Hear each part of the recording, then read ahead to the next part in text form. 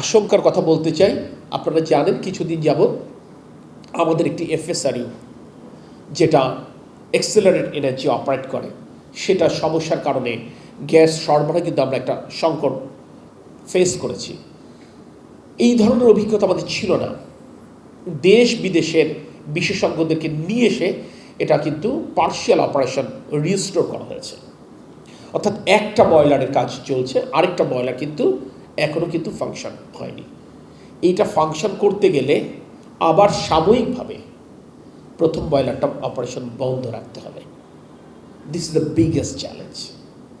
সেই কারণে আমরা তাদের সাথে আলোচনা চালাচ্ছি যে কোন সময়টা আমরা নির্ধারণ করতে পারি, যেই সময়টাতে ম্যাটার অফ 72 আওয়ার্স অ্যাটলিস্ট, অর্থাৎ কোন সময়টা আমরা নির্ধারণ করতে পারি যে সময়ে মানুষের কষ্ট কম হবে, কিন্তু আবার এই ফুল ক্যাপাসিটিতে আমরা এই ফেসিলিটিটা চালাতে পারি, সেই ব্যাপারে আমরা আলোচনা করছি।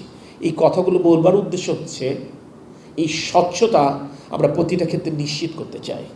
এখানে লুকোছাপার কোনো বিষয় নেই। জনগণের সরকার, জনগণের কাছে দায়বদ্ধতার জায়গা থেকে আমরা প্রতিটি জিনিস পরিষ্কারভাবে বলার প্রয়োজনীয়তা অনুভব করছি।